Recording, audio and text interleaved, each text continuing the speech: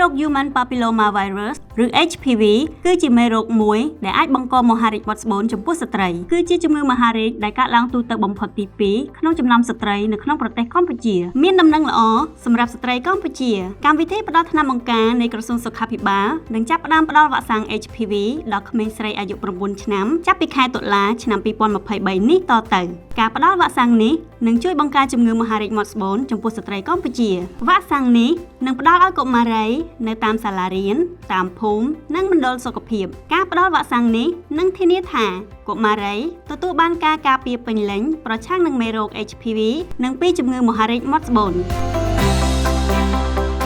ប្រពន្ធខ្ញុំអ្នកកើតផ្ទាល់អញ្ចឹងការដែលកើតជំងឺមហារីកមាត់ស្បូនវាមានបញ្ហាធ្វើឲ្យប៉ះពាល់ទៅដល់អ្នកជំងឺធ្ងន់ធ្ងរនិងប៉ះពាល់ទៅដល់សមាជិកនៅក្នុងគ្រួសារផ្នែកសេដ្ឋកិច្ចក៏ជាខ្លាំងដែរ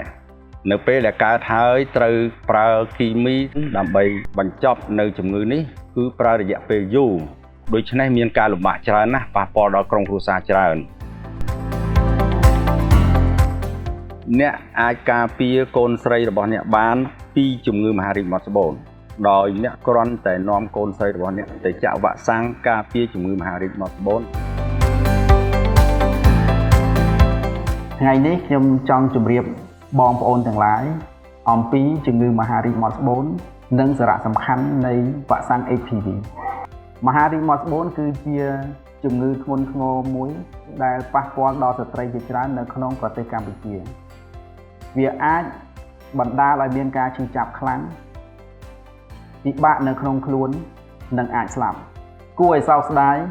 ការរកឃើញនិងការព្យាបាលជំងឺមហារីកមាត់ស្បូនអាចមានភាពស្មុគស្មាញខ្លាំងនិងអាចពិបាកសម្រាប់អ្នកជំងឺជាទូទៅការព្យាបាលពាក់ព័ន្ធនឹងការវះកាត់ការប្រើវត្ថុសកម្មនិងការព្យាបាលដោយប្រើគីមីដែលធ្វើឲ្យមានការឈឺចាប់ខ្លាំងដល់រាងកាយនិងខូចខាតដល់សុខុមាលភាពផ្លូវចិត្តនិងផ្លូវកាយរបស់អ្នកជំងឺនិងក្រុមគ្រួសារប៉ុន្តែមានក្តីសង្ឃឹមវ៉ាក់សាំង HPV គឺជាឧបករណ៍ដ៏មានប្រសិទ្ធភាពអស្ចារ្យនៅក្នុងការប្រយុទ្ធប្រឆាំងនឹងជំងឺមហារីកមាត់ស្បូនការបញ្ចូលវ៉ាក់សាំងការពារមហារីកមាត់ស្បូននៅប្រជាណាចក្រកម្ពុជាគឺជាគំនិតផ្ដួចផ្ដើមរបស់រាជរដ្ឋាភិបាលសម្ដៅការពារដល់ស្ត្រីខាងកម្មវិធីជាតិផ្ដល់ដំណើរការមានការប្រឹងប្រែងបដិញ្ញាចិត្តថាយើងនឹងសម្ដៅពង្រឹងដល់ការផ្ដល់វ៉ាក់សាំងការពារមហារីកមាត់ស្បូនជូនដល់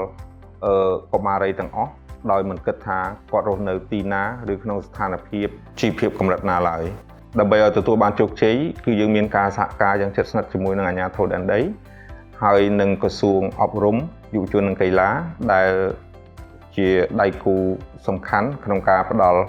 វ៉ាក់សាំងការពារមហារីកមាត់ស្បូនទាំងនៅមូលដ្ឋាននិងទាំងនៅតាមសាលារៀនហើយអង្គការដៃគូមួយចំនួនដែលចូលរួមក្នុងការសហការនេះក៏មានដូចជាអង្គការសុខភាពពិភពលោកអង្គការ UNICEF និងអង្គការ CHAI ដើម្បីផ្ដល់វ៉ាក់សាំងនេះប្រកបដោយប្រសិទ្ធភាពនិងសមត្ថភាពមេដាបេដាទាំងអស់នៅទូទាំងប្រជាណាចក្រកម្ពុជាសូមនាំកុមារីមកទទួលថ្នាំបង្ការជំងឺមហារីកមាត់ស្បូនទាំងអស់គ្នាការធ្វើការរួមគ្នាយើងអាចការពារជំងឺមហារីកមាត់ស្បូននិងការពារសុខភាពស្ត្រីនៅកម្ពុជាសូមកុំភ្លេចនិយាយជាមួយអ្នកផ្ដល់សេវាថែទាំសុខភាពរបស់អ្នកអំពីការទទួលវ៉ាក់សាំង HPV បង្ការជំងឺមហារីកមាត់ស្បូនដោយការមកទទួលវ៉ាក់សាំង HPV ដើម្បីការពារខ្លួនអ្នកនិងស្ត្រីកម្ពុជា